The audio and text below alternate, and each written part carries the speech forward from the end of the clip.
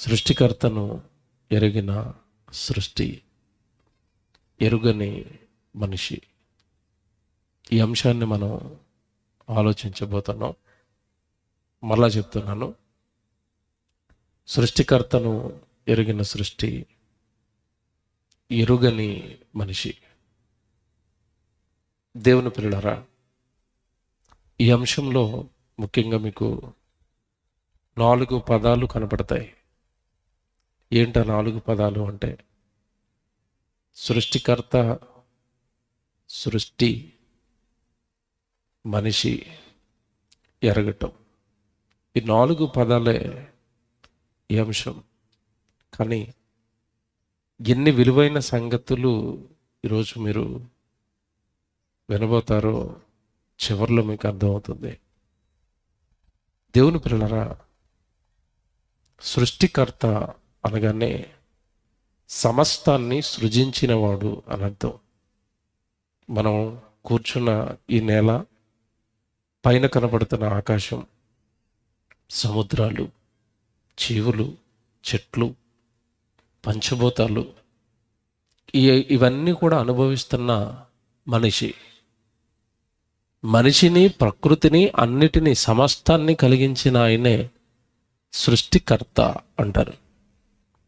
ఆ సృష్టికర్తను సృష్టి ఎరిగింది.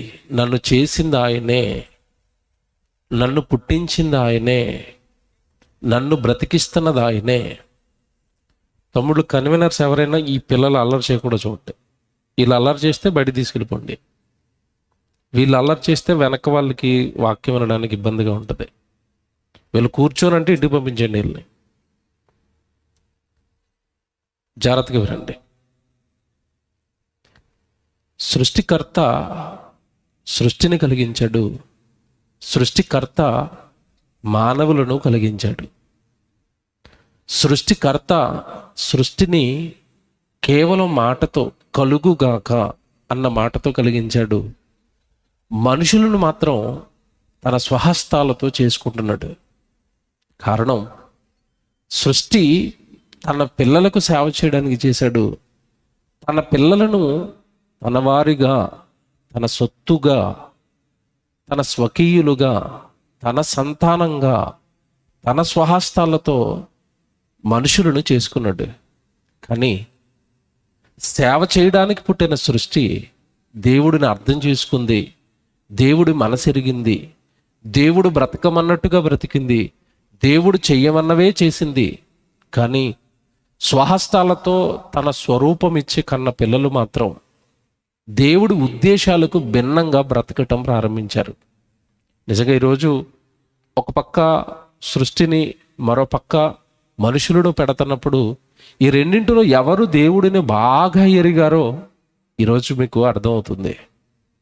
దేవుని పిల్లలారా, సహజంగా సృష్టి అనగానే జీవులు, పక్షులు, ఎవడి కళ్ళ ముందు ఉంటున్న చెట్లు, ప్రకృతి, ఇదంతా కలిపి సృష్టి. ఈ సృష్టి మనుషుల కోసం చేయబడింది. మనుషుల కోసం దేవుడు చేశాడు. ఇన్ని సర్వసుఖాలు అనుభవిస్తున్న మనిషి అన్ని తింటున్నాడు, త్రాగుతున్నాడు. రాత్రి చెప్పాను కదా, మనిషిని దేవుడు తన ప్రేమతో వెంటాడి మనుషులకు కావలసిన సమస్తాన్ని కూడా మనుషులకు ఇచ్చాడు. ఈ సర్వసుఖాలు అనుభవిస్తున్న మనిషి ఈ సర్వ సృష్టిని చక్కగా వాడుకుంటున్న మనిషి సమస్తాన్ని దయచేసిన దేవుడి ఉద్దేశాలు, దేవుడి ఆలోచనలు ఎంతవరకు ఎరిగాడు అన్నది ఈరోజు మనం ఆలోచించవలసిన సంగతి. దేవుని పిల్లలారా, ఈ పదానికి అర్థం తెలియాలి. మొదట ఏ పదం అంటే ఎరగటం అన్న పదానికి అర్థం తెలియాలి. సృష్టికర్తను ఎరగటం అంటే ఏంటి? ఇక్కడ మీకు డౌట్ రావాలి. దేవుడిని మనుషులు ఎరగకపోవటం ఏంటండి? అందరూ ఎరిగారు కదా, చాలామంది దేవుడిని పూజిస్తున్నారు కదా, దేవుడిగా కొలుస్తున్నారు కదా, దేవుడిని ఆరాధిస్తున్నారు కదా, దేవుడిని ఎరగకపోవటం ఏంటి అని అనుకుంటున్నారేమో. అందుకే అన్నాను, ఆ ఎరగటం అన్న పదానికి అర్థం, డిక్షనరీ అర్థాలు వేరండి. ఎరుగుట, ఎరగటం అంటే అర్థం ఏంటో తెలుసా? దానిలోని భావం తెలుసా? ఎరగటం అంటే తెలుసుకోవటం, గుర్తించటం, లేదా నేర్చుకోవటం అన్న అర్థాలు వస్తాయి. మళ్ళీ చెప్తున్నాను, ఎరగటం అన్న పదానికి అర్థం గుర్తించటం, తెలుసుకోవటం, నేర్చుకోవటం. అప్పుడప్పుడు భార్య భర్తతో ఈ మాట అంటది. ఏ మాట అంటదంటే, ప్రతిరోజు భర్త ఇంటికి రాగానే చకచక పనులు చేస్తూ, ఏమన్నా అన్నం తింటారా, నీళ్ళు తాగుతారా, వేడి నీళ్ళు పెట్టమంటారా అని చకచక భర్త యొక్క యోగక్షేమాలు అడుగుతున్న భార్య ఒకానొక రోజు ఆయన వచ్చే టైంకి ఏమంటే ఏమి పట్టించుకోకుండా అలా మంచం మీద పడుకుని ఉందనుకోండి. మంచి భర్త అయితే, అమ్మ రోజు నేను రాగానే నీళ్ళు తాగుతారా అని అడిగే దానివి, పరుగున నాకు ఎదురొచ్చేదానివి గుమ్మంలోకి, అలా పడుకుండిపోయి ఏంటమ్మా, ఏమైనా ఇబ్బందిగా ఉందా అని అడిగాడు అనుకోండి. అప్పుడు భార్య చాలా ఆనందపడుతుంది. అలా కాకుండా అలా పడుకున్న భార్య దగ్గరికి వెళ్ళి నీకు ఎప్పుడు నిద్రేనా, నేను ఇంటికి వచ్చాను పట్టించుకోవా, నీళ్లు త్రాగుతావా అని అడగవా అని రంకిలేస్తున్నాడు అనుకోండి. అప్పుడు బాధపడుతూ మంచం మించి లేస్తూ ఆవిడ ఒక మాట అంటది. ఏ మాట అంటది చెప్పండి? నా మనస్సును మీరు ఎరగటం లేదండి, నా ఇబ్బందిని మీరు ఎరగటం లేదండి అంటది. అంటే అర్థం ఏంటంటే, రోజు ముందొచ్చి అడిగే భార్య ఆ రోజు రాలేదు అంటే ఏదో శరీరంలో ఇబ్బంది ఉంది, ఏదో అనారోగ్యం ఉంది, అది తెలుసుకోలేకపోయాడు. అప్పుడు పదం వాడుతుంది, నా మనసు ఎరగటం లేదు మీరు. అంటే ఎరగటం అంటే అర్థం ఏంటంటే, ఆవిడ మనస్సులో ఏముందో తెలుసుకోవటం.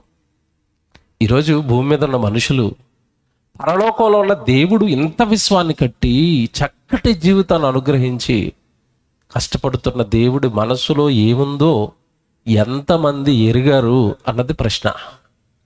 ఎంతమందికి దేవుడు ఉద్దేశాలు తెలిసాయి? ఈ జన్మ నాకు ఎందుకు ఇచ్చారండి, ఈ జీవితం నాకు ఎందుకు ఇచ్చారండి, చక్కటి కుటుంబం నాకు ఎందుకు ఇచ్చారండి, లోకంలో ఈ స్థితిలో నన్ను ఎందుకు నిలువ పెట్టారండి, నేను ఎందుకు పుట్టాను, మీరు కదా పుట్టించింది, నన్ను ఎందుకు పుట్టించారు అని పరలోకంలో ఉన్న కన్న తండ్రి మదిలో ఈ మానవ జన్మ, నీకు అనుగ్రహించబడిన ఈ జీవితం ఏదైతే ఉందో, ఈ జీవితం నీకు ఎందుకు ఇచ్చాడో దేవుడు నువ్వు తెలుసుకోలేనప్పుడు దేవుడిని ఎరిగిన వాళ్ళం మనం కాదు, దేవుడిని నమ్ముకున్న వాళ్ళంగానే మిగిలిపోతాం. దేవుడిని జస్ట్ నమ్ముకున్న వాళ్ళంగానే మిగిలిపోతాం. ఎరగటం అనే పదం చిన్నది కాదు. బైబిల్లోనికి వెళ్ళి దేవుడు ఒక మాట రాయించాడు. ఈ సృష్టి గురించి, మానవుల గురించి మాట్లాడుతూ, ఇద్దరిని నేనే చేశాను, సృష్టిని నేనే చేశాను, మానవులను కూడా నేనే చేశాను. కానీ నా మాట వినటంలో, నా మనసు అర్థం చేసుకోవటంలో, నాకు అనుకూలంగా క్రియలు జరిగించటంలో సృష్టి ఉన్నంత ముందుగా భూమి మీద మనుషులు లేరు అని దేవుడు బాధపడిన సందర్భాలు ఇప్పుడు బైబిల్లో మీకు చూపిస్తాను. ముందుగా దేవుడు సృష్టి గురించి, మనుషుల గురించి మాట్లాడుతూ ఒక మాట రాశాడు. యెషయా గ్రంథం 45వ అధ్యాయం 12వ వచనం, జాగ్రత్తగా బైబిల్ తీయండి. యెషయా గ్రంథం 45వ అధ్యాయం 12వ వచనం. భూమిని కలగజేసిన వాడను నేనే. చూసారండి, భూమిని కలగజేసిన వాడను నేనే. పదం చూసారా? నేనే. బైబిల్లో ఉన్న ఈయన తప్ప ఎవ్వరు ఈ మాట అనరండి. ఏ మాట? నేనే. ఈ పదం ఏమి చిన్నది కాదు. నేనే అనాలంటే చాలా ధైర్యం ఉండాలి. నాదే అనాలి అంటే చాలా ధైర్యం ఉండాలి. మీకు పక్కన ఈ పొలం కనపడుతుంది కదా, ఈ పొలం నాదే అనండి. ఎవరైనా మీలో అంటారా? అంటే ఓనర్ గారు ఊరుకుంటారా? అనలేరు. ఇగో పక్కన ఒక బిల్డింగ్ కనపడుతుంది కదా, చాలా బిల్డింగ్లు కడతారు, అందులో ఏదో ఒక బిల్డింగ్, ఈ బిల్డింగ్ నాదే అనండి. అనలేము. ఎందుకు అనలేము? ఈ పొలం నాదే అని ఎందుకు అనలేము? ఆ బిల్డింగ్ నాదే అని ఎందుకు అనలేము? నేనే చేశాను, నేనే పండించాను అనగలమంటే అనలేము. ఎందుకంటే దానికి రైతు గారు ఉన్నారు, ఆయన ఎవరో వేసుకున్నారు పొలం, అది మంది కాదు. ఈ సర్వ భూమి గురించి మాట్లాడుతూ అండి దేవుడు అక్కడ, ఈ భూమిని కలగజేసిన వాడను నేనే అంటే అర్థం ఏంటి? నేనే అన్నాడా? నేను కూడా అన్నాడా? చూసారా? నేనే ఆకాశాన్ని కలగజేసిన వాడును నేనే, భూమి మీద ఉన్న మనుషులందరినీ కలగజేసిన వాడును నేనే. నేనే అంటే వన్ అండ్ ఓన్లీ దేవుడు ఒక్కడే. నేనే చేశాను ఈ భూమిని, నేనే చేశాను ఆకాశాన్ని, నేనే చేశాను మనుషుల్ని.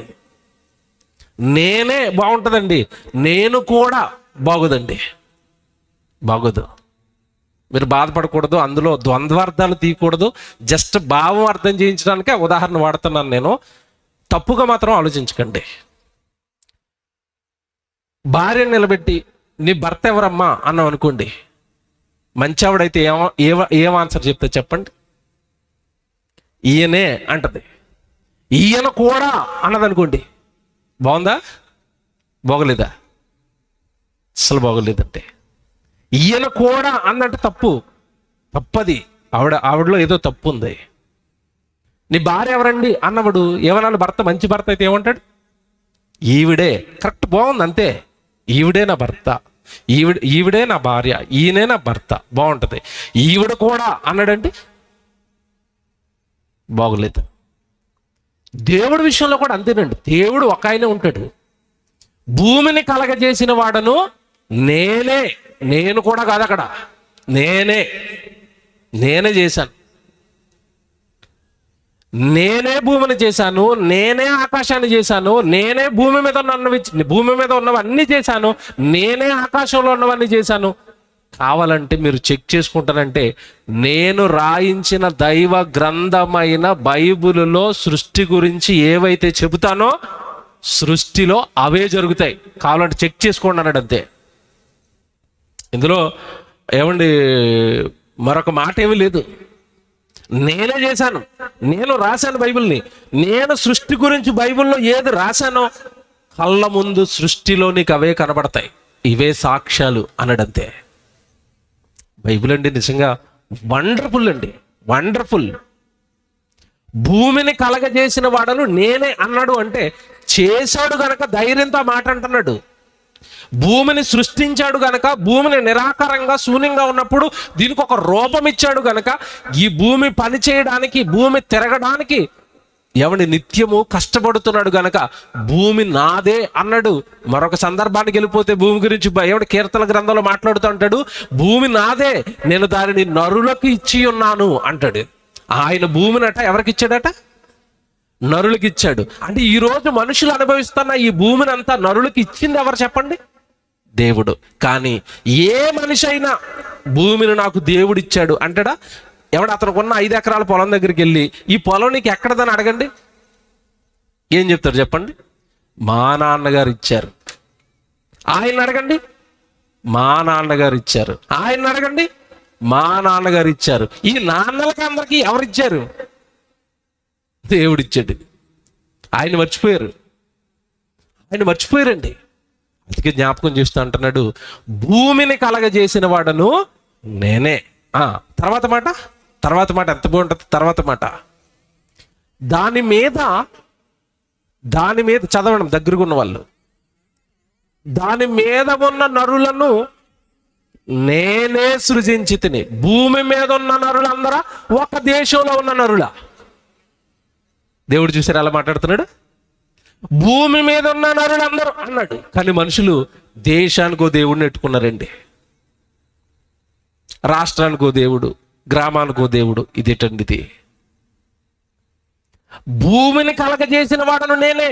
భూమిని మీరు ఖండాలుగా విడగొట్టుకున్నారు, భూమిని మీరు దేశాలుగా విడగొట్టుకున్నారు, భూమిని మీరు రాష్ట్రాలుగా విడగొట్టుకున్నారు, భూమిని మీరు జిల్లాలుగా విడగొట్టుకున్నారు, మండలాలుగా విడగొట్టుకున్నారు.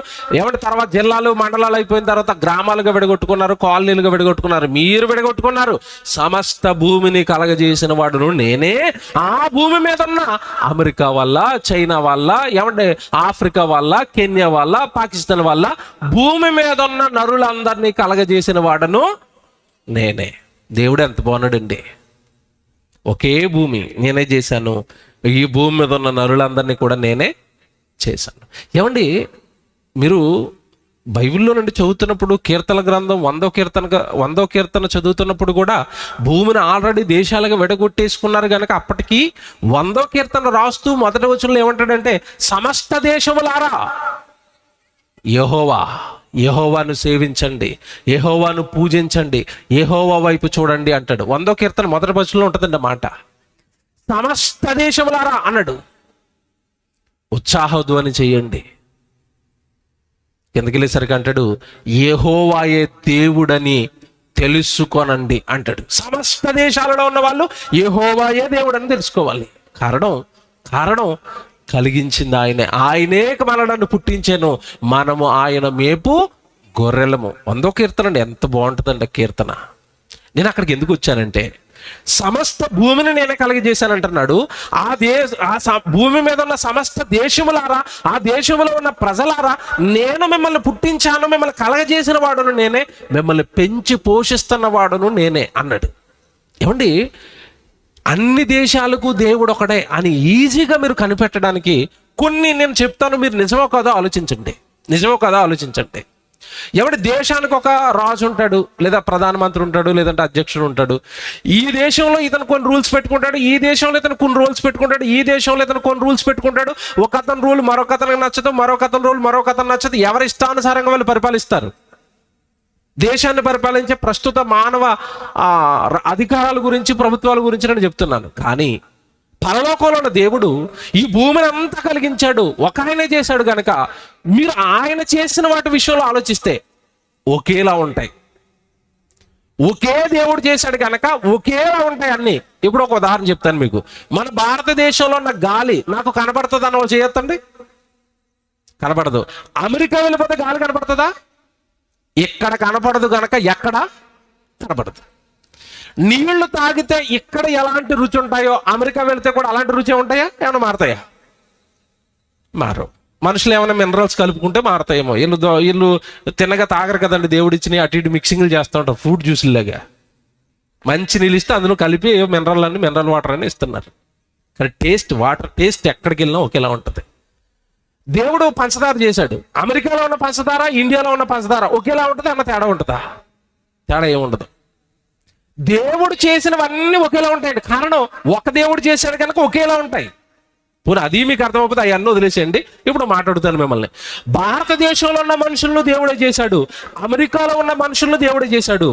భారతదేశంలో ఉన్న మనుషులకి చేతులు ఎన్ని ఉంటాయి? 2. అమెరికాలో ఉన్న మనుషులకి చేతులు ఎన్ని ఉన్నాయి? ఎందుకు 2 ఉన్నాయి? వాళ్ళను మనలను చేసింది ఒకే దేవుడు. ఒకవేళ మనుషులు విడిపోయినట్టుగా దేశానికి ఒక దేవుడు ఉండి వాళ్ళ మధ్యలో కూడా పోటీ ఉందనుకోండి, అనుకుందాం కాసేపు. నువ్వు 2 చేతులు చేస్తే మా దేశంలో ఉన్న ప్రజలకు నేను ఎన్ని చేతులు చేసుకుంటాను? పొట్ట ముందు చెయ్యి, నడు వెనకాల చెయ్యొచ్చును మనకి 4 చేతులు. అలాగేమైనా వచ్చేటి? ప్రపంచంలోనే ఏ మనిషికైనా 2 కళ్ళే ఉంటాయి. 4 కళ్ళు, 5 కళ్ళు ఉంటాయా? కళ్ళు ఉంటాయా? ఉండవు. ఎందుకు ఉంటాయి? 2 కళ్ళే ఎందుకుంటాయి? ఈ భూమిని కలగజేసిన వాడును నేనే, ఈ భూమి మీద ఉన్న నరులందరినీ కలగజేసిన వాడును నేనే. ఒక దేవుణ్ణే చేశాను, ఒకలాగే మనుషులు ఉంటారు. మీరు ఒకటిగా ఉండండి. నచ్చడండి, ఈ దేవుడే నచ్చడండి, ఇదే నచ్చదండి ప్రజలకి. ఎందుకంటే ప్రజలకు కలిసి ఉండటం ఇష్టం ఉండదు కదండి. ఒకప్పుడు ఉమ్మడి కుటుంబాలు, ఇప్పుడు ఎక్కడున్నా చేయొద్దండి ఉమ్మడి కుటుంబాలు లేవు. మొక్కలైపోవటం, విడిపోవటం, కొట్టుకోవటం, తన్నుకోవటం ఇష్టం. అలాంటి వాళ్ళకి మనం అందరం ఒకటేనంటే ఎక్కడ వచ్చుతుంది? అబ్బాబ్బాబ్బా మీ కోటి మా కోటి. కలవద్దు మనం. దేవుని పిల్లరా, ఈ సృష్టికర్త మనసు మనుషులు తెలుసుకోలేకపోయారు. ఒకే తండ్రి వల్ల పుట్టించబడిన మనుషులు సృష్టికర్త దేవుడు మనసు ఎరగలేకపోయారు. కానీ సృష్టి బాగా గ్రహించిందంటే ఆయన ఆవేదన, ఆయన మనసులో ఉన్న మనోవేదన మనుషుల గురించి, ఇదంతా కూడా సృష్టి ఎరిగింది. ఒక రకంగా చెప్పాలంటే మనకంటే దేవుడిని బాగా అర్థం చేసుకున్నది సృష్టి. అదెందుకు అర్థం చేసుకుంది, మనం ఎందుకు అర్థం చేసుకోలేకపోయామంటే వాటికి మనకి ఒక తేడా ఉందండి. సృష్టికి మనకి ఒక తేడా ఉంది. ఏంటి తేడా తెలుసా? బైబిల్లో మాట చూపిస్తాను. కీర్తనల గ్రంథం 145వ కీర్తన తీయండి అందరూ. 145వ కీర్తన 15వ వచనం. కీర్తనల గ్రంథం 145వ కీర్తన 15వ వచనం. సర్వ జీవుల కన్నులు నీ వైపు చూచుచున్నవి. ఎవరి వైపు? ఏవేవి చూస్తాయట దేవుని వైపు? సర్వజీవులు అన్నాడు చూసారా? అంటే ఈ ఆరున నేల మీద ఉన్న జీవుల కన్నులన్నీ కూడా ఆయన వైపు చూస్తున్నాయి. ఎవరి వైపు? దేవుని వైపు. ఎందుకు చూస్తాయి? ఎందుకు చూస్తాయి? కింద చదవండి కంటిన్యూషన్లో. అసలు అవి ఎందుకంటే దేవుడి వైపు చూస్తున్నాయంటే, తగిన కాలమందు నీవు వాటికి ఆహారం ఇచ్చదవు. అంటే జీవికి ఆకలిస్తే ఎక్కడికి చూసింది? దేవుని వైపు చూసింది. మనిషికి ఆకలిస్తే ఎక్కడి వైపు చూస్తాడు? ఎటు చూస్తాం? మనిషి ఎటు చూస్తాడు? ఆకలి నేరాలు విన్నారా? ఆకలేసిందట, ఆకలి తీర్చుకోవడానికి ఎవరినో చంపేసేటట. దేవుని వైపు చూడవా బాబు? చూడం. అసలు ఆకలికి కారణం అంటే కరువు. కరువుకు కారణం వర్షాలు లేకపోవడం. వర్షాలు ఇవ్వాల్సింది ఎవరు చెప్పండి? మానవులకి. దేవుడు. దేవుడి వైపు ఎప్పుడైనా చూస్తారు వీళ్ళు? కరువు వస్తే దేవుడి వైపు చూస్తారండి? జీవికి ఆకలేస్తుంటే, జాగ్రత్తగా వినాలి ఇక్కడ, జీవికి ఆకలేస్తుంటే దేవా నాకు ఆకలేస్తుంది ఆహారం పెట్టు అని జీవుల కళ్ళు ఆకాశం వైపు, ఆకాశానికి ఆవలున్న దేవుని వైపు చూస్తున్నాయి. జీవి దేవుని వైపు చూస్తుంది. ఎప్పుడు కష్టం వచ్చినా, కన్నీరు వచ్చినా, వేదన వచ్చినా, ఆకలి వచ్చినా దాని కళ్ళు ఎప్పుడు కూడా దేని వైపు ఉంటాయి? సర్వజీవుల కన్నులు ఆయన వైపు, మనిషి కన్నులు నేల వైపు. అంతేనా? మనం ఎప్పుడైనా పైకి చూస్తామా? పరలోకమందున్న మా తండ్రి అంటామా? పైకి చూసి అంటామా? యేసు అన్నాడు యోహాను సువార్త 17 అధ్యాయం అంతా కూడా ఆయన ఆకాశం వైపు కన్నులెత్తి తండ్రి ప్రార్థన చేసుకుంటున్నాడు. యేసుప్రభు చూశాడు పైకి, తండ్రి వైపు. జీవులు చూస్తున్నాయి. మనం చూస్తామా చెప్పండి? మనం చూస్తామా? మనకి కష్టం రాగానే, బాగా వినండి నేను చెప్పేది, మనకి కష్టం రాగానే మొదట దేవుడు గుర్తొస్తాడా, మనుషులు గుర్తొస్తారా? బాగా ఆలోచించండి, ప్రాక్టికల్గా ఆలోచించి చెప్పండి. మీకు ఏదో యాక్సిడెంట్ అయిపోయింది, రక్తం కారిపోతుంది, వెంటనే ఎవరికి ఫోన్ చేస్తారు చెప్పండి? దేవుడిగా, మనుషులుగా? అనయా పడిపోయాను రా, నువ్వు అర్జెంటుగా రా, హాస్పిటల్లో అడ్మిట్ చేసేరా. ఇతేడు తండ్రి నేను ఇలా పడిపోయినాడు తండ్రి, ఇలా రక్తం వచ్చేస్తుంది ఏడు తండ్రి, నేను ఏమన్నా తప్పు చేశానా, నేను ఏమైనా నీకు నచ్చటం లేదా, ఎందుకు ఈ ప్రమాదం నుండి నన్ను మీరు కాపాడలేదు, నేను నాలో లోపం ఏదైనా ఉంటే సరి చేసుకుంటాను తండ్రి అని దేవుడికి విన్నపం చేసి, ఆ సందర్భంలో జాగ్రత్తగా వినాలి, ఆ సందర్భంలో దేవుడికి విన్నపం చేసి అప్పుడు మనుషులతో మాట్లాడతావా? ముందు మనుషులతో మాట్లాడతావా? కష్టం వచ్చినా, సంతోషం వచ్చినా మన చుట్టూ ఎప్పుడు ఎవరు ఉండాలని కోరుకుంటాం తెలుసండి? మనుషులే ఉండాలి. హాస్పిటల్లో అడ్మిట్ అయ్యి హాస్పిటల్లో ఉంటే నా చుట్టూ బెడ చుట్టూ ఎవరు ఉంటే నాకు ధైర్యంగా ఉంటుంది? మా అమ్మ ఉండాలి, మా నాన్న ఉండాలి, మా అక్క ఉండాలి, డాక్టర్ గారు ఉండాలి. అలా అందరూ ఉంటే చాలు. అమ్మయ్య ఇలా అందరూ ఉన్నాడు. ప్రాణాన్ని తీసేసే దేవుడు లేకపోయినా పర్వాలేదు. అంతేనా? నీ ప్రాణాన్ని ఉంచాలన్నా తీయాలన్నా అది ఎవరి చేతిలో ఉంటుంది? దేవుడు. ఆ దేవుడు నా పక్కన ఉన్నాడా? అవన్నీ తర్వాత అండి. మా అమ్మ పక్కన ఉంది, నాకు చాలా ధైర్యంగా ఉంది. ఏం చేస్తుంది మీ అమ్మ? అమాయకురాలు ఆవిడ కూడా పాపం. డాక్టర్ ఏం చేస్తాడు? తీరని రోగం వస్తే డాక్టర్ కూడా చేతులెత్తి ఎవరి వైపు చూపిస్తాడు? మేము చేయవలసినవన్నీ చేసామండి, ఇక చేయవలసింది ఎవరు? ఆయన కూడా చేతులెత్తుతాడు. ఆయన చేతులెత్తేంత వరకు మన కళ్ళు పైకి చూడడం. చూస్తాయా? చూస్తాయండి. కానీ సర్వజీవుల కన్నులు ఎవరి వైపు చూస్తున్నాయట? దేవుని వైపు చూస్తాయి. చూసి నిజంగానండి అవి పోషించబడుతున్న విధానం చెప్పనా? ఆకలేసినా, బాధ వచ్చినా వాటికి సర్వము దేవుడే అని దేవుడి పైన ఆనుకున్న జీవితాలు ఎవడు? పక్షులు కానీ, జీవులు కానీ. కీర్తన గ్రంథంలో మరో మాట చూపిస్తాను చూడండి. 145 కీర్తన చదివారు కదా. యోబు గ్రంథం చదవండి. ఇప్పుడు యోబు గ్రంథం 38వ అధ్యాయం 14 వచనం చదవండి. యోబు గ్రంథం 38వ అధ్యాయం 14 వచనం అండి. యోబు గ్రంథం 35వ అధ్యాయం క్షమించండి 41 అండి. 41వ వచనం అండి. తిండి లేక తిరుగులాడుచు కాకి పిల్లలు దేవునికి మొర్ర పెట్టునప్పుడు. చూసారా దేవుడు ఎలా రాస్తాడు బైబిల్లో? ఏమి మొర్ర పెడతాడట దేవుడికి? కాకి పిల్ల. తిండి లేక తిరుగులాడుచు కాకి పిల్లలు దేవునికి మొర్ర పెట్టినప్పుడు కాకి ఆహారము సిద్ధపరచు వాడెవడు అంటే, గూట్లో ఉన్న కాకి పిల్ల కూడా ఎవరికి ప్రార్థన చేస్తుంది? దేవుడికి. గూట్లో ఉన్న కాకి పిల్ల దేవుడికి ప్రార్థన చేస్తే బయటికి వెళ్ళిన కాకి దేవుడు ఏం సిద్ధం చేస్తున్నాడట? ఆహారం. అబ్బా ఎంత బాగుందండి వాటి లవ్ అండ్ ఎఫెక్షన్. పరలోకంలో ఉన్న దేవుడికి వాటికి మధ్యలో ఉన్న బంధం. కాకి పిల్ల అంటుంది గూళ్ళో పడుకుని ఏమండి తండ్రి గారు మమ్మల్నే కదా, మీరే కదా మమ్మల్ని చేశారు, మీరే కదా మాకు జన్మిచ్చారు, మేమేమో ఎగరలేము, ఆహారం తెచ్చుకోలేము, మా అమ్మ కాకి బయటికి వెళ్ళింది మాకు ఆహారం తేడానికి, ఆవిడకి ఏదో ఒక ముక్క ఏదో ఒక ముద్ద ఆవిడికి దొరికిపోయేటట్టుగా చేస్తే ఆవిడ పట్టుకొచ్చి మా కడుపు నింపుతుందని ఆకలిస్తే చివరికి సృష్టిలో ఉన్న చిన్న పిల్లలు సైతం ఎవరికి ప్రార్థన చేస్తున్నాయి? దేవుడికి. మీ పిల్లలు ఎప్పుడైనా మోకాళ్ళు వేసి దేవుడికి ప్రార్థన చేస్తారా? చెప్పండి. మన పిల్లలు ఎంతమంది అండి రోజు దేవుడికి మోకాళ్ళు వేసి ప్రార్థన చేస్తారు? చెప్పండి. నిజంగా మీరు దేవుడి సన్నిధిలో ఉన్నారు కదా, ఒక మంచి మాట చెప్తున్నాను, జీవితకాలం గుర్తుపెట్టుకోండి. ఏ ఇంట్లో పిల్లలైతే రాత్రి పడుకునే ముందు మోకాళ్ళు వేసి ప్రార్థన చేసి కుటుంబం కోసం, వాళ్ళు ఎడతన్న సంఘం కోసం, ఆ సహోదరుల కోసం, సేవకుడి కోసం, ఏ పిల్లలైతే మోకాళ్ళు వేసి ప్రార్థన చేసి బెడ్డెక్కుతారో ఆ కుటుంబం చాలా బాగుంటుందండి. ఆ కుటుంబం చాలా బాగుంటుంది భూమి మీద.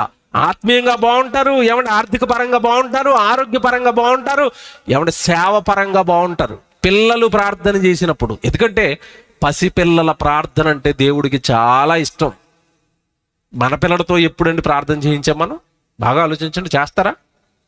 పడుకునే ముందు యూట్యూబ్లు, జబర్దస్తులు, పటాసులు లేదా పోకీమ్యాన్లో ఆ గేములు చూసి చూసి ఆడికి తలపోడు వచ్చి అలాగా పడుకుని ఎదురవుతాడు ప్రార్థన. ఏమంటే నిజంగా ఈరోజు క్రైస్తవ కుటుంబాలే చాలా దారుణంగా పాడైపోతున్నాయండి. ఒకప్పుడు కుటుంబ ప్రార్థనలు చేసుకునేవారు. ప్రతిరోజు కనీసం ఒక అరగంట, పావు గంట అందరూ కూర్చుని ప్రార్థన చేసుకుని ఒక వాక్యం చదువుకుని అప్పుడండి అన్నం తిని పడుకునేవారండి. ఆ రోజులు పోయాయి. ప్రతి కుటుంబము ఏమండి నిజంగా ఈరోజు టీవీకి, సెల్ ఫోన్లకి, యూట్యూబ్లకి, ఫేస్బుక్లకి ఏమండి జీవితం అంతా దానికే ఇచ్చేస్తున్నారు. ఓ ప్రార్థన లేదు, ఒక వాక్యం లేదు, పిల్లలతో ప్రార్థన నేర్పించుకోవటం లేదు, పిల్లలతో మాట్లాడుకోవటం లేదు, ఏమీ లేని కాలంలోకి వచ్చేసాం. దేవుడు ఎంత బాగా రాస్తున్నాడు చూసారా కాకి పిల్లల గురించి. వాటికి ఆకలేసినప్పుడట ఎవరికి మొరపెడుతున్నాయట? దేవునికి మొరపెడుతున్నాయట. కాకి మా అమ్మకు ఆహారం సిద్ధం చేయండి, మా అమ్మ వెళ్ళింది బయటికి అంటే. వీటన్నిటిని బట్టి చూస్తే ప్రతి జీవి కన్ను వాటికి ఆకలేస్తుంటే, బాధ వస్తుంటే ఎవరి వైపు చూస్తున్నాయి? దేవుని వైపు. మనం చూస్తామా చెప్పండి? ప్రతి దాని విషయంలో దేవుని వైపు చూస్తాం మనం? అంత భక్తి ఉందా? అంత బాగా మనం దేవుడితో కనెక్ట్ అయి ఉన్నామా? ప్రతి విషయంలో దేవుడితో మాట్లాడతాను, ప్రతి విషయం దేవుడితో చెప్తానండి, ప్రతి విషయం దేవుడితోనండి. నేను ఏ నిర్ణయం తీసుకున్నా దేవుడిని అడిగండి, ఏ నిర్ణయం తీసుకున్నా దేవుడికి ప్రార్థన చేసండి, వివాహం విషయంలో దేవుడికి ప్రార్థన చేసండి, ఉద్యోగం విషయంలో దేవుడికి ప్రార్థన చేసండి, ప్రతిదీ దేవుడికి చెప్పండి. దేవుడు కుటుంబం అండి మాది అని ప్రతి కుటుంబం, పిల్లలు, పెద్దలు అందరూ కలిసి దేవుడితో ఎక్కడ కనెక్ట్ అయ్యారు? కాకి పిల్లలు, కాకి జీవులు అన్నీ కలిసి ఎవరితో కనెక్ట్ అయి ఉన్నాయి?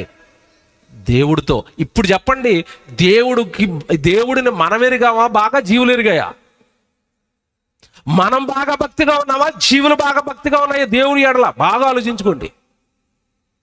ఆదివారం ఆరాధనలో ఎవడు అయ్యగారు 10 సార్లు ప్రకటన చేస్తే గానీ దేవుడు జ్ఞాపకం రాడు మనకి. ఆయన పదే మైకులో ఒక మాట అంటూ ఉంటాడు. ఏమన్నా తెలుసా? అమ్మ మీ పనులన్నీ పక్కన పెట్టి రండి, వాక్యం ప్రారంభిస్తున్నాం 4 సార్లు చెప్తే గానీ ఆ సామాన్లు అక్కడ పడేసి అప్పుడు వెళ్దీవుడా. పనులన్నీ పక్కకు పెట్టి రండి అంటే ఆదివారం పనే, సోమవారం పనే, మంగళవారం పని, ఎప్పుడు మన పనే.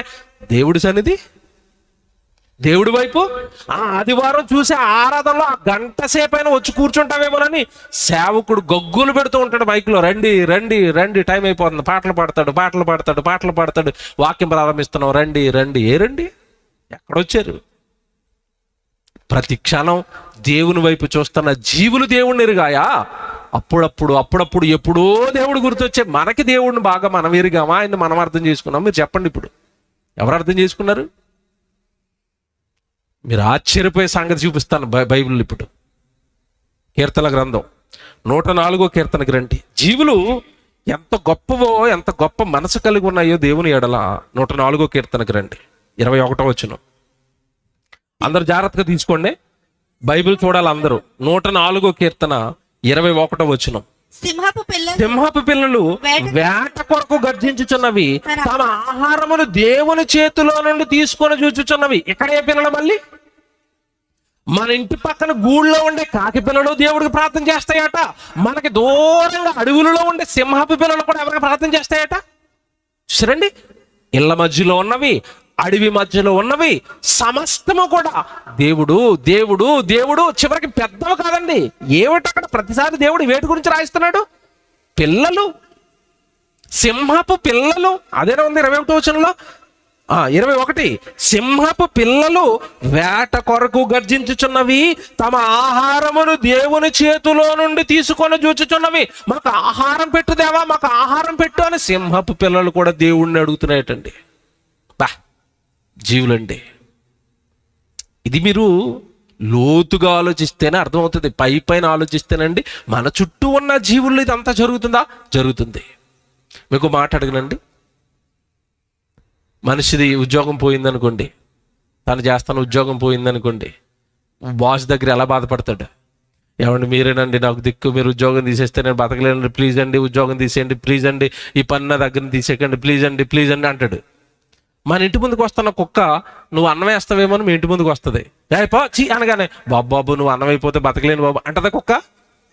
పోరా నువ్వు కాకపోతే ఇంకొకడు. అట్ల ధైర్యం ఏంటి చెప్పండి? నువ్వా దేవుడా? దేవుడండి అట్ల ధైర్యం. అందుకే జీవుల్లో చూడండి ఎక్కడా కూడా ఎవడో ఒక భయమో ఆందోళన, నేను ఏమైపోతానన్న భయం ఏ జీవులైనా మీకు కనపడిందా? ఏ ఆవులోనైనా కుక్కలోనైనా ఆందోళన వచ్చేసి ఏమన్నా బీపీలు తెచ్చేసుకుని థైరాయిడ్లు తెచ్చేసుకున్నాయా? ఏ జీవులైనా? నీకెందుకు వచ్చాయి ఇవన్నీ? టెన్షన్. ఏమైపోతానో, తిండి ఎలాగా, ఉద్యోగం ఎలాగా, వ్యాపారం ఎలాగా. ఉండే 60-70 ఏళ్ళ ఈ జీవితానికి అబ్బబ్బబ్బబ్బబ్బా విపరీతమైన తలంపులు, విపరీతమైన శోధనలు పెట్టుకున్న రోగాలు ఎందుకు వచ్చినాయి అనుకుంటున్నారు మనకి? ఏ ఆవుకైనా బీపీ ఉందేమో చెక్ చేయండి, ఏ కుక్కకైనా బీపీ ఉందేమో చెక్ చేయండి. ఉండవండి. ఎందుకంటే దేవుడు ఏవి పెడతాయో అయ్యే తింటాయి. అయ్యి మనం ఏంటంటే దేవుడు పెట్టినట్లని కారము, ఉప్పు, నూనె వేసి బాగా ఫ్రై చేసుకుని తింటాం, రోగాలన్నీ మనకి వస్తాయి.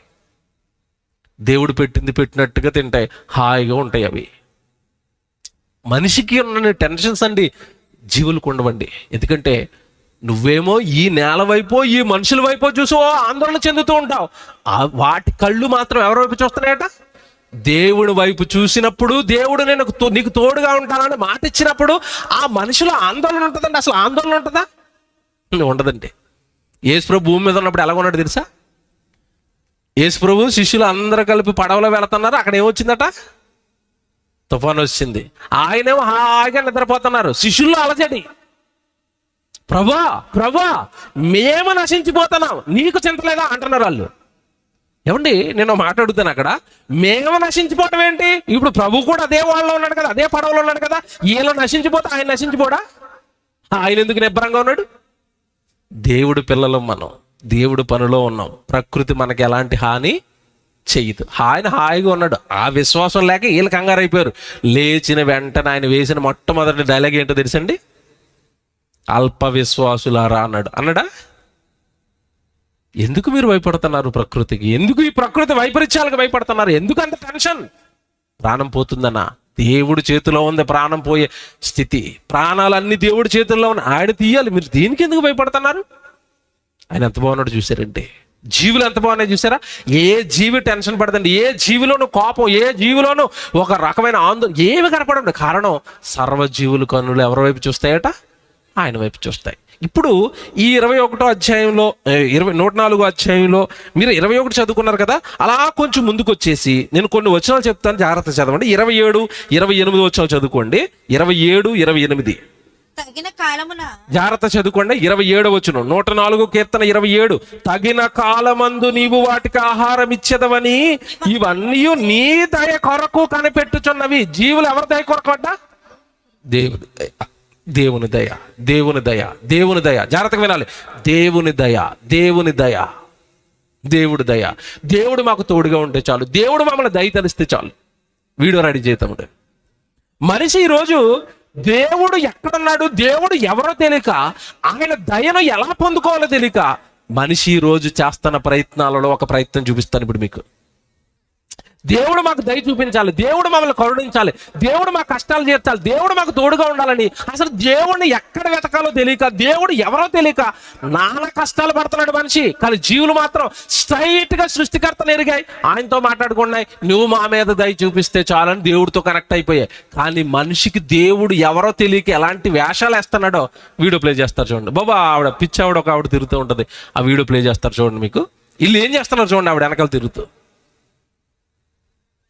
అదిగోనండి బాబు, జూమ్ అవుతుందా, పెద్దది అవుతుందా, అది చూడండి ఒకసారి. ఆగు బాబు, మీకు ఆవిడ ఎవరు చెప్పండి, ఆవిడ బొమ్మయ్య బాబు, ఆవిడ ఎవరో చెప్పండి, ఎవరావిడ? మళ్ళీ అడుగుతున్నాండి, మీకు ఎవరి కింద కనపడుతుంది ఆవిడ? మతిస్థిమితం లేకండి పాపం, మతిస్థిమితం కోల్పోయి రోడ్ల మీద తిరుగుతుంది ఆవిడ ఎవరో ఆవిడ మర్చిపోయింది. అలాంటి ఆవిడని ఇప్పుడు వీళ్ళు ఏం చేస్తారో చూడండి, ఒకసారి ప్లే చేయ బాబు, తీసేపెట్టి మళ్ళీ.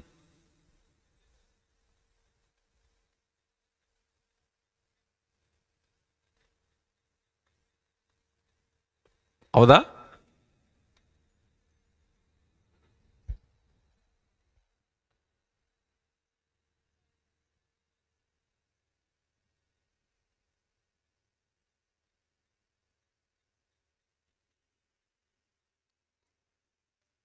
చూడండి వస్తుంది, ఆవిడని చూడండి. ఎవరండి ఆవిడ? ఇప్పుడు ఆవిడ ఏం చేసింది? టీ తాగి పడేసిందండి. వెనకాల భక్తులు వస్తున్నారు చూడండి, వాళ్ళు ఏం చేస్తారు చూడండి. ఇప్పుడు అదిగో ఆవిడ తాగాలో పడేయాలో ఏం తెలియదు కదండి పాపం, ఆవిడకి మతిస్థిమితం లేదు. ఆ సగం టీ తాగేసింది, సగం టీ అక్కడ పడేసింది. ఈ వెనకాల ఉన్న వీళ్ళు ఏం చేస్తున్నారు చూడండి. ఇప్పుడు అగో అతను తీసాడు కదండి, అందరికీ ప్రసాదం పోసినట్టు పోస్తాడండి ఇప్పుడు దాన్ని. చూడండి అదిగో ఎలాగుంది, అదిగోండి ఆ ప్రసాదం అండి. ఆ పిచ్చి ఆవిడ తాగేసింది పడేసింది ప్రసాదం. ఇప్పుడు వీళ్ళందరూ ఎందుకు చేస్తున్నారు అది మీరు బాగా ఆలోచించి చెప్పాలి నాకు. ఎందుకు చేస్తున్నారు? ఆవిడ దేవుడు ఆవిడ వెనకాల వెళ్ళి ఆవిడ పడేసిన ప్రసాదం తింటే మాకు దేవుడు దయ మాకు దొరుకుతుంది, అంతేనా? ఇంకొక చాలా వీడియోలు చూపించాలి, టైం సరిపోతుంది. ఏమంటే ఉత్తరాఖండ్లో ఏం జరిగిందంటే, మీకు తెలుసా డస్ట్బిన్లు పెడతారు చెత్త వేయడానికి. చెత్త వేయడానికి డస్ట్బిన్లు పెడతారండి. ఒకడు ఏం చేశారంటే ఊరకే డస్ట్బిన్లు పెడితే ఏం బాగుంటుంది అని చెప్పి, ఆస్ట్రేలియా దేశంలో కంగారులు ఉంటాయి మీకు తెలుసా, ఇలా కూర్చుని ఉంటాయి, కడుపులో పిల్లల్ని పెట్టుకుంటాయి, అవి కంగారు అంటారు దాన్ని. ఆ కంగారు రూపంలో ఇలా తయారు చేసండి, కరెక్ట్గా పిల్లలు పెట్టుకున్న పొట్ట దగ్గర హోల్ వేసాడు డస్ట్బిన్లో, అందులో చెత్త వేసుకోవడానికి. దాన్ని ఇలా నుంచోబెట్టాడండి రోడ్డు మీద, డస్ట్ వేయండి అని. ఎవడో చూశాడు, బా ఏదో కొత్త దేవుడు వెలిసాడని ఆ డస్ట్బిన్కి ముందు అక్కడ పూజ చేసాడండి. ఆ ఊరంతా ఇలా డస్ట్బిన్కి పూజ చేస్తున్నారు. 2 రోజుల తర్వాత పెట్టినోడు వచ్చాడు, ఇదేట్రా బాబు చెత్త వేయడానికి వెళ్తే దీనికి పూజలు చేస్తున్నారంటే. ప్రజల పరిస్థితి ఎలా ఉందంటే, దేవుడు ఎవరో ప్రజలకి తెలియదండి పాపం. దేవుడు ఎక్కడ ఉంటాడో తెలీదు, దేవుడు ఎవరో తెలీదు. ఇదిగో చూసారా ఇలా ఉంది పరిస్థితి ప్రజలది. దేవుడిని ఎరిగారా? దేవుడు తెలిసాడా వీళ్ళకి? వీళ్ళతో పోల్చుకుంటే జీవులు చూడండి ఎంత బెటర్. ప్రతి జీవి పరలోకంలో ఉన్న దేవుడు సృష్టికర్తతో కనెక్ట్ అయ్యి, దేవా మీరు నా మీద దయ చూపించండి. 27వ వచనం చదవండి. 27వ వచనం, తగిన కాలమందు నీవు వాటికి ఆహారం ఇచ్చేదవని ఇవన్నీ నీ దయ కొరకు కనిపెట్టుచున్నవి. 28వ వచనం, నీవు వాటికి పెట్టునది కూర్చుకొనును, నీవు గుప్పిలి విప్పగా అవి మంచి వాటిని తిని తృప్తిపరచబడును. దేవుడు గుప్పిలు విప్పితే తింటాయట, ఏమంటే వాటి కడుపుతో హాయిగా తృప్తితో ఉండిపోతాయట. 29వ వచనం, ఇది మోస్ట్ ఇంపార్టెంట్. 29, నీవు ముఖమును మరుగు చేసుకొనగా అవి కలతపడును. ఏటట? దేవుడికి ప్రార్థన చేసి ఒకవేళ దేవుడు వాటి మొర విని వాటికి ఆహారం పెట్టకపోతే వాటిలో ఏం స్టార్ట్ అవుతుందట? కలత. దేవుడు ఏంటంటే మా మొర వినటం లేదు, దేవుడు ఏంటంటే మా ప్రార్థన వినటం లేదు, దేవుడు ఏంటంటే మమ్మల్ని చూడటం లేదు. జీవులలో దైవ సంబంధమైన కలత మనుషుల్లో ఉందంటారా? ఏమన్నా నిజంగా మనం ఇక్కడ కూర్చున్న మనమంతా కూడా ఏదో సమస్యలతోనో ఇరుకులతోనో ఇబ్బందులతోనో దేవుడికి ప్రార్థన చేసినప్పుడు ఆయన దగ్గర నుంచి రిప్లై వచ్చేంత లోపు ఏటండి దేవుడు రిప్లై ఇవ్వలేదు, ఏమి దేవుడు రిప్లై ఇవ్వలేదని కలత పడిపోతూ అంత మనసుతో మన దేవుడి పైన ఎంతమంది ఉన్నాం చెప్పండి? ఎంతమంది ఉన్నాం? దేవుడు ఒక విషయంలో నాకు జవాబు ఇవ్వటం లేదు, మీలో ఎంతమందికి కలత ఉంటుంది? కలత ఎవరికి ఉందండి? దేవుడికి మొరపెట్టినప్పుడు దేవుడి దగ్గర నుంచి రిప్లై రాకపోతే జీవుల్లో ఏం స్టార్ట్ అవుతుందట? కలత. ఏంటి తండ్రి మమ్మల్ని పట్టించుకోవటం లేదు, 3 రోజుల నుంచి ఆహారం అడుగుతున్నాం, మాకు సిద్ధం చేయలేదు అంటే మా ప్రాణాలు ఏమైనా తీసేయాలనుకుంటున్నారా, మా జీవితాన్ని ఏమైనా ముగించేయాలనుకుంటున్నారా? దానికి కూడా మేము సిద్ధంగా ఉన్నాం అంటే అవి చదవాలి. 29 వచ్చిన జాగ్రత్తగా. నీవు వాటిని ముఖమును మరుగు చేసుకొనగా అవి కలతపడును, నీవు వాటి ఊపిరిని తీసివేయినప్పుడు అవి ప్రాణములు విడిచి మంటిపోలగును. చూసారా, ఒకవేళ మాకు ఆహారం పెట్టక నువ్వు చనిపోమంటే చనిపోతుందండ్రి. దేవుడి కోసం ప్రాణాలు పెట్టడానికి సిద్ధం ఎవరు? జీవులు. ఇది ఇక్కడ ఆపుదాం, మళ్ళా వస్తాను 29కి. 104, 29కి మరలా వస్తాను. బైబిల్లో ఒక చరిత్ర మీకు ఇప్పుడు జ్ఞాపకం చేస్తాను. ఏమంటే జీవులు దేవుడి కోసం ప్రాణం పెడతాయా? జీవులు ఏకంగా దేవుడి కోసం కలత పడతాయా? జీవులు దేవుడు చెప్పింది అలా చేస్తాయా? దేవుడి కోసం ఏవైనా చేయడానికి జీవులు రెడీగా ఉన్నాయంటే ఎస్, రెడీగా ఉన్నాయి. ద్వితీయోపదేశకాండంలో లేదంటే మీరు నిర్గమకాండం చదువుకుంటున్నప్పుడు దేవుడు ఒకనాడు ఇశ్రాయేలు బానిసత్వంలో ఉండిపోయినప్పుడు వాళ్ళందరిని విడిపించడానికి మోషేను నాయకుడిగా పంపించాడు. తెలుసు కదా మీకు. పంపించినప్పుడు వాళ్ళ మీద ఎన్నో అద్భుతాలు, సూచక్రియలు, మహత్కార్యాలు చేశాడు. అందులో ఒకటండి, కప్పలను పంపించాడు ఒకనొక సందర్భంలో. ఏమండి, మోషే మాట ఫరో ఎప్పటికీ విననప్పుడు దేవుడు పక్షాన నేను నిలబడ్డాను, నువ్వు మాట వినలేదా నీ మీదకి దేవుడు మరొక ఉగ్రతను రప్పిస్తాడంటే వాడు మారినట్టే మారేవాడు, తర్వాత కఠినమైపోయేవాడు.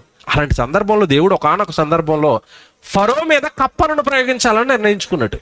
అప్పుడు ఏం జరుగుతుందో నిర్గమకాండానికి రండి ఒకసారి. నిర్గమకాండం 8వ అధ్యాయం 2వ వచనం చదువుదాం. జాగ్రత్తగా త్వరగా చదవాలి. నిర్గమకాండం 8వ అధ్యాయం 2వ వచనం. నీవు వారిని పోనీయనల్లని ఎడల ఇదిగో నేను నీ పొలిమేరలన్నిటినీ కప్పల చేత బాధించేదను. ఫరో మీదకి దేవుడు ప్రయోగిస్తున్న ఇప్పటి సైన్యం ఏంటి? ఇప్పుడు ప్రస్తుతం కప్పలు. నీ మీదకి కప్పల చేత బాధించబడతాయి. తర్వాత ఏటిలో కప్పలు విస్తారముగా పుట్టును. కప్పలు ఎక్కడ పుడతాయట? బాగా వినాలి ఇక్కడి నుంచి. కప్పలు ఎక్కడ పుడతాయి? ఏటు. ఏరు ఎక్కడ ఉంటుందండి? ఊరికి మధ్యలో ఉంటుందా, ఊరికి దూరంగా ఉంటుందా? ఎక్కడ ఉంటాయి చెప్పండి? ఏరు. మీ చుట్టూ కూడా కాలువలు ఉన్నాయి, పంట కాలువలు. ఎక్కడున్నాయి? ఊరి మధ్యలోనా, ఊరికి చివరి ఉంటుందా? చివరి ఉంటుంది. కప్పలు ఏటిలో పుడతాయి. జాగ్రత్తగా వినాలి. కప్పలు ఏటిలో పుడతాయి. కప్పలు ఏటిలో పుడతాయి. పుట్టాయి. పుట్టిన కప్పలు ఎక్కడికి వస్తాయట? అవి నీ పడక గదిలోనికి.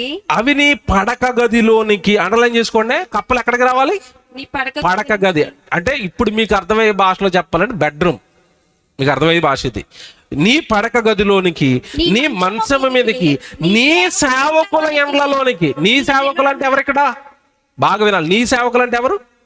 ఫరో సేవకులు. ఫరో దగ్గర ఉన్న మంత్రుల, ఫరో దగ్గర ఉన్న సైనికుల, ఫరో దగ్గర ఉన్న సేవకుల, ఫరో ఇంట్లో పనిచేసే వాళ్ళ, ఫరో సేవకులు, ఐగుప్తీయుల సేవకులు, ఐగుప్తీయుల చక్రవర్తి అయిన ఫరో సేవకుల ఇళ్లలోకి వెళ్ళాలి. జాగ్రత్తగా వినాలి. ఎందుకు చెప్తున్నానో చివరిలో చెప్తాను.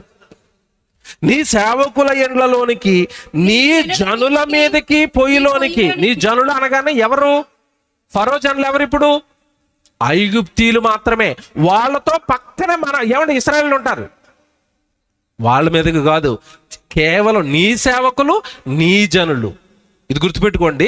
తర్వాత వారి పొయ్యిలోనికి, నీ పిండి పిసుకు తొట్టిలోనికి ఎక్కి వచ్చును.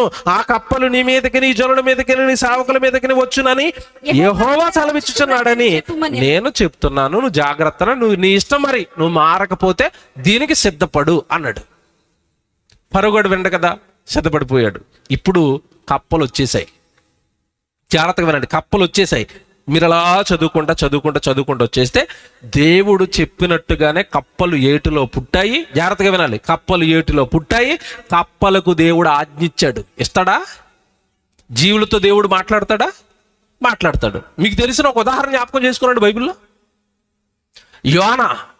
యోనా బ్రతికింపబడాలంటే ఎవరితో మాట్లాడాడు? అక్కడ చేపతో మాట్లాడాడు. చేప ఎవడు కడుపులో పెట్టుకుని యోనాను క్షేమంగా ఒడ్డుకు చేర్చింది. యేసుక్రీస్తుల వారు పన్ను కట్టాలనుకున్నప్పుడు పేతురు వెళ్ళి గాలమై అక్కడ ఏముంటది? చేప ఉంటది. చేప నోట్లో ఏముంటది?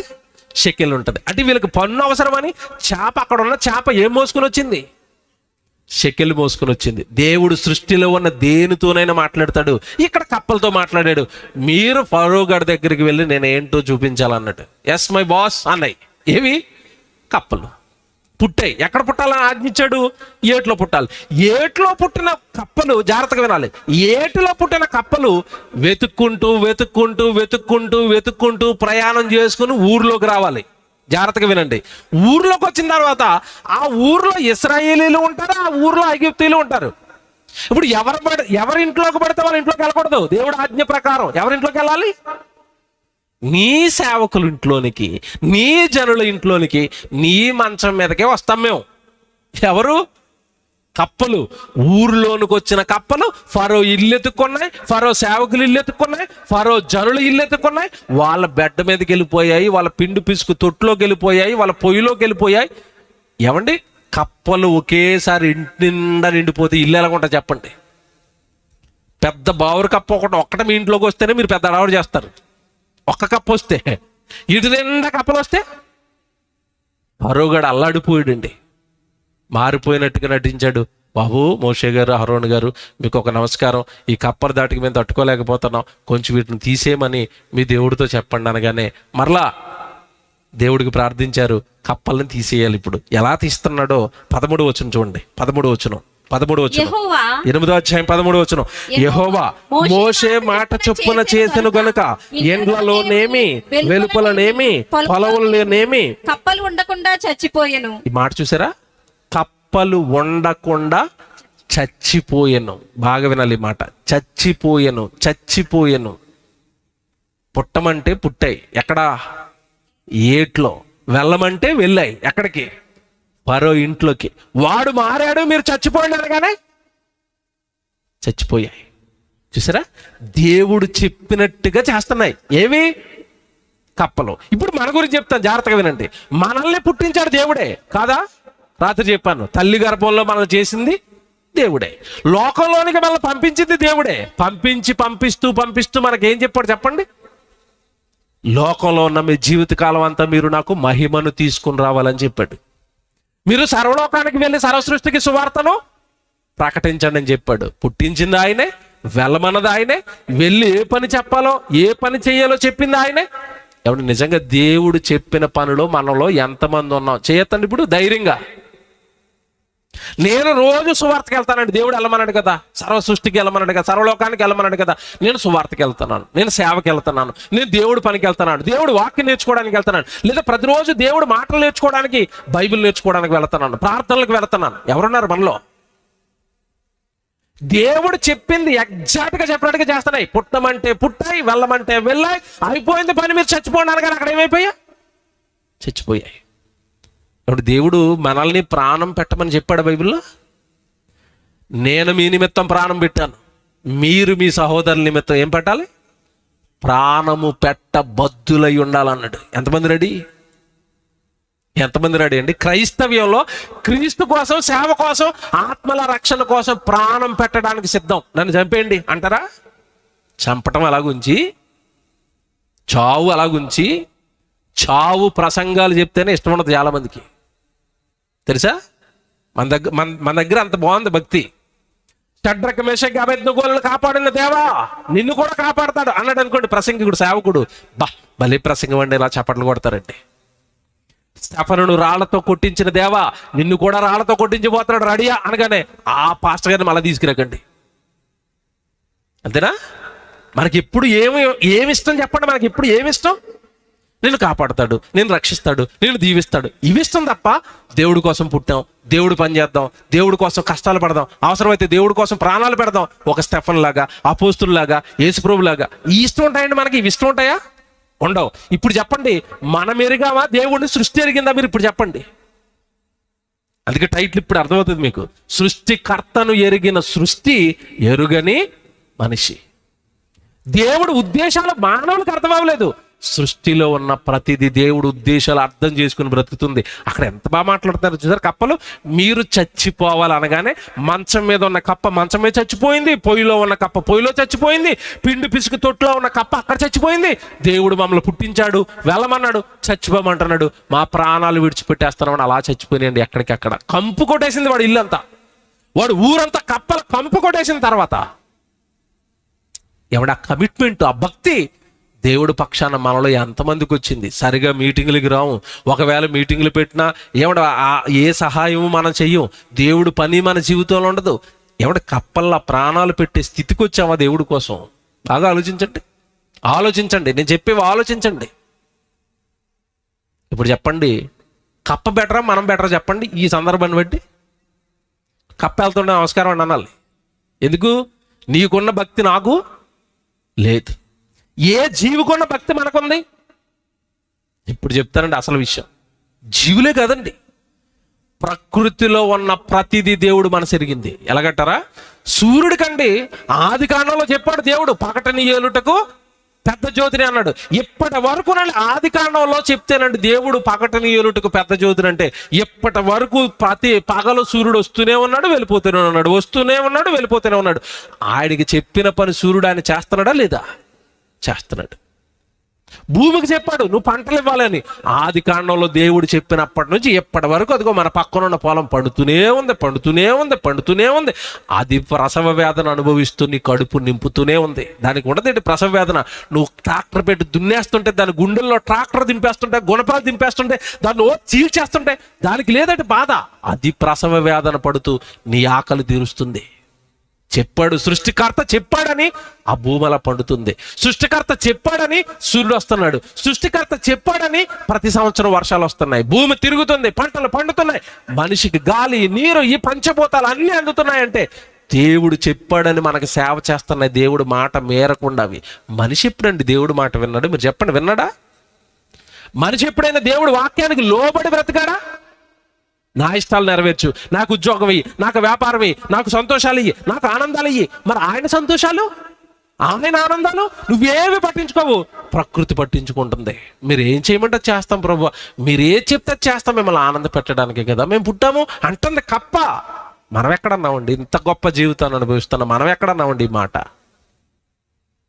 బైబిల్లో సందర్భాన్ని చూపిస్తాను. ఇప్పుడు ఎంత క్లారిటీగా ఉందో సృష్టి దేవుడి విషయంలో, వాటి పుట్టుక విషయంలో, వాటిని దేవుడు ఎందుకు పుట్టించాడో సృష్టి ఎంత క్లారిటీగా ఉందో ఒక సందర్భాన్ని చూపిస్తాను. న్యాయాధిపతుల గ్రంథం చూడండి. న్యాయాధిపతుల గ్రంథం 8వ అధ్యాయం 9వ అధ్యాయం అండి. 9వ అధ్యాయం 8వ వచనం చదువుదాం. నేను క్షేమముగా తిరిగి వచ్చినప్పుడు. న్యాయాధిపతుల గ్రంథం 9వ అధ్యాయం 8వ వచనం చదవండి. 9, 8. ఏమండి ఇక్కడ సందర్భం? చెట్లన్నీ కలిపి ఒక రాజును నియమించుకోవాలనుకున్నాయి. జాగ్రత్తగా వినాలి, ఇది ముగింపులోవి. చెట్లన్నీ కలిపి ఒక రాజును నియమించుకోవాలనుకున్నాయి. చెట్లు తమ మీద రాజును పెట్టుకోవాలనుకున్నాయి. చెట్లు రాజును పెట్టుకుంటాయా? అవునండి, చెట్లు రాజును పెట్టుకోవాలనుకుని ఆ చెట్లన్నీ ఏం చేసాయంటే, ఈ చెట్లన్నీ గుంపుగా సమూహంగా మాట్లాడుకుని ఒక్కొక్క చెట్టు దగ్గరికి వెళ్ళి అడుగుతున్నాయి, మమ్మను ఏలుమని. 9వ వచనం చదువుతున్నారు. మమ్మను ఏలుమని ఒలివ చెట్టును అడగగా, ఈ చెట్లన్నీ కలిపి మమ్మను ఏలు, మా మీద రాజుగా ఉండని ఏ చెట్టును అడుగుతున్నాయి? ఒలివ చెట్టును అడుగుతున్నాయి. ఒలివ చెట్టు ఏమంటుంది? ఒలివ చెట్టు దేవునిని మానవులను, ఈ పదాలు అండర్లైన్ చేసుకోండి. చెట్టు మాట్లాడుతుంది ఇక్కడ, ఒలివ చెట్టు మాట్లాడుతుంది. దేవునిని మానవులను దేని వలన నరులు సన్మానించుదురో ఆనా తైలమునియ్యక మాని చెట్ల మీద రాజునయుండి ఇటు అటు ఊగుటకు నేను వచ్చేదనా అంటుంది. చెట్లు సమావేశం అయ్యి మా మీద రాజుగా ఉండని ఒలివ చెట్టును అడిగితే ఒలివ చెట్టు అంటుంది, అమ్మమ్మమ్మో రాజరికాలు, అధికారాలు, పదవులు, ఈ తుచ్చమైన పనులకు నన్ను లాగకండి. దేవుడు నన్ను ఒలివ చెట్టుగా నాకు జీవితాన్ని ఇచ్చింది, ఒలివ చెట్టుగా నన్ను తయారు చేసింది, ఒలివ చెట్టుగా నన్ను పుట్టించింది.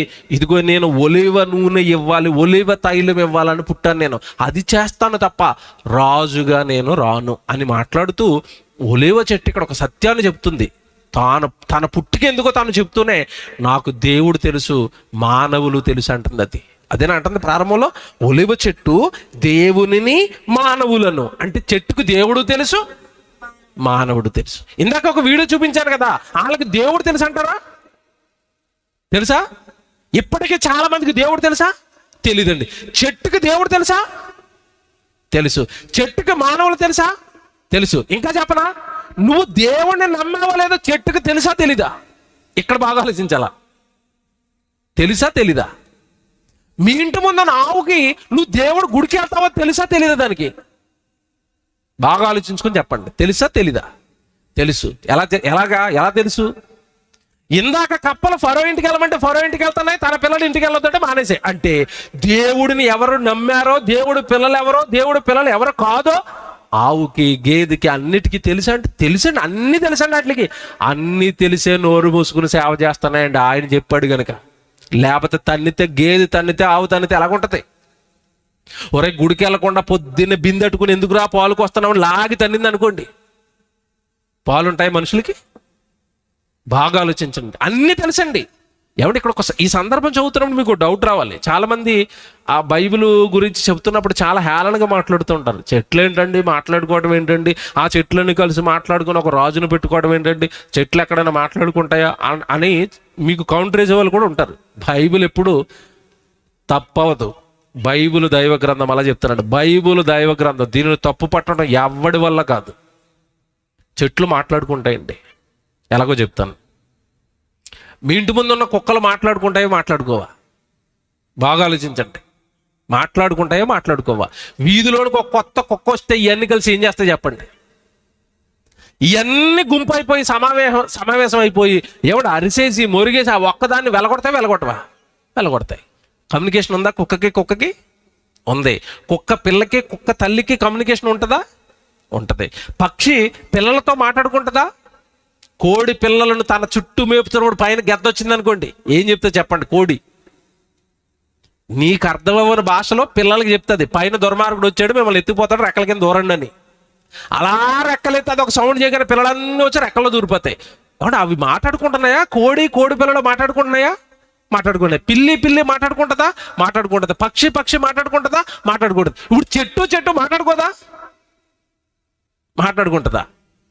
డౌట్ కదా మీకు? వీడియో చూపిస్తాను చూడండి. నేను చెప్పింది కాదు ఇది, శాస్త్రవేత్తలు నిర్ధారించారు. చెట్లన్నీ మాట్లాడుకుంటున్నాయి. కాకపోతే జీవులకు ఉన్నట్టుగా వాటికి నోరు లేవు కదండి. వాటిని మాట్లాడుకోవడానికి వాటికి ఉన్న వ్యవస్థ వేర్లతో మాట్లాడుకుంటాయి. వీడియో చూపిస్తారు చూడండి, జాగ్రత్త చూడండి. అది వినండి, ఆ సౌండ్ వినాలి జాగ్రత్తగా. వాళ్ళు ఏం చెప్తున్నారు ప్లే చేద్దాం. ఒకటి మాట్లాడుకుంటాయి, అయితే మనం మాట్లాడుకున్నట్టు కాదు. మీకు తెలుసా, చెట్లు ఒకదానితో ఒకటి మాట్లాడుకుంటాయి, అయితే మనం మాట్లాడుకున్నట్టు కాదు. భూమి లోపల వేళ్ల ద్వారా కమ్యూనికేట్ చేసుకుంటాయి. మనకు ఎలా అయితే ఇంటర్నెట్ ఉందో వీటికి కూడా ఫంగస్ తో ఏర్పడే ఒక న్యాచురల్ కనెక్షన్స్ ఉంటాయి. వీటిని మైసిలియం అంటారు. మనం వాడే ఇంటర్నెట్ ని వరల్డ్ వైడ్ వెబ్ అని పిలుస్తారు కదా, అలాగే మొక్కలకు ఉన్న ఈ ఇంటర్నెట్ ని వుడ్ వైడ్ వెబ్ అని కూడా పిలుస్తారు. వీటి ద్వారా ఒక చెట్టు నుండి మరొక చెట్టుకు సిగ్నల్స్ అండ్ న్యూట్రియంట్స్ వెళ్తుంటాయి. అలాగే పెద్ద పెద్ద చెట్లు వాటి పిల్లలను, అంటే వాటి విత్తనాల ద్వారా వచ్చినవి గాని లేదా వాటి వేర్ల ద్వారా వచ్చిన మొక్కలను అవి గుర్తించగలవు. మనుషులు ఎలా అయితే పిల్లలను ప్రేమగా చూసుకుంటారో అలాగే చెట్లు కూడా వాటి పిల్ల మొక్కలను కాపాడుకుంటున్నట్లు ఒక ఎక్స్పెరిమెంట్ లో తేలింది. ఈ ఎక్స్పెరిమెంట్ లో భాగంగా ఒక చోట ఒక తల్లి పిల్ల మొక్కలతో పాటు వేరే జాతికి చెందిన మొక్కలను కూడా నాటారు.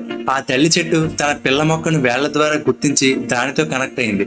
అంతేకాదు, ఆ పిల్ల మొక్కలకు కావలసిన కార్బన్, నైట్రోజన్, వాటర్, ఫాస్ఫరస్, అల్లియల్ కెమికల్స్ ని కూడా వేళ్ల ద్వారా అందిస్తుంది. ఐసోటోప్ ట్రేసింగ్ ద్వారా మానిటర్ చేసినప్పుడు మొక్కలు ఈ పోషకాలను పంపుకుంటున్నట్లు సైంటిస్టులు గుర్తించారు. అలాగే ఆ పిల్ల మొక్కకు కాంపిటీషన్ అవ్వకూడదని ఆ పిల్ల మొక్క ఉన్న వైపుకు పెద్ద చెట్లు తమ వేళ్లను పంపకుండా పిల్ల మొక్కలకు ఎక్కువ స్పేస్ ఉండేలా చేస్తుంది. సో ఆ చుట్టుపక్కల ఉన్న పోషకాలన్నీ ఆ పిల్ల మొక్కకు అందుతాయి. ఇలా ఏ మొక్కలకైతే తల్లి మొక్కల నుండి పోషకాలు అందుతున్నాయో అవి సర్వైవ్ అయ్యే ఛాన్సెస్ 4 times పెరుగుతుందట. అలాగే తల్లి చెట్టు ఏదైనా చీడ వలన గాని లేదా మరేదైనా కారణం వల్ల గాయపడినా లేదా చనిపోబోతుంటే మిగిలిన మొక్కలకు సిగ్నల్స్ ని పంపి అలర్ట్ చేస్తుంది.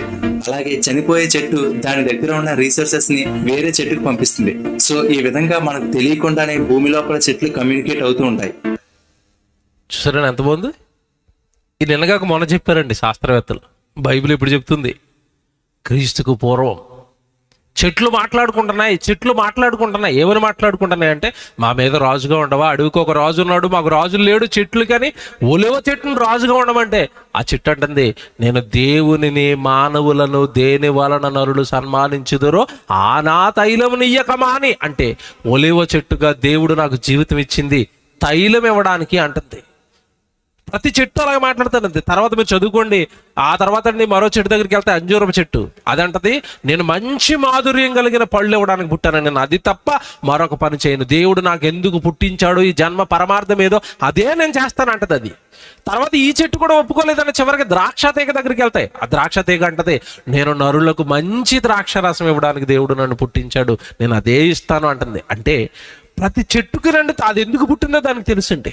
దేవుడు ఎందుకు పుట్టించాడో తెలుసు. దేవుడు చెయ్యమన్నవి ఎంత పర్ఫెక్ట్గా చేస్తానో చూడండి. అవి దేవుడు ఉద్దేశాలు ఎరిగిన సృష్టి, దేవుడు ఆలోచనలు ఎరిగిన సృష్టి.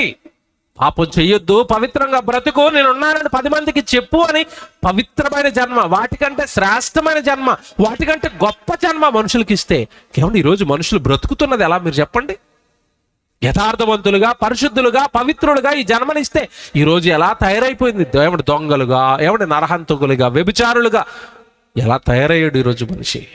ఎక్కడ చూడండి మోసాలు, ఇటు చూడండి కుట్రలు, ఇటు చూడండి ఏమంటే యుద్ధాలు, ఇటు చూడండి భయంకరమైన గొడవలు, అసూయలు, అల్లరులు, కేకలు.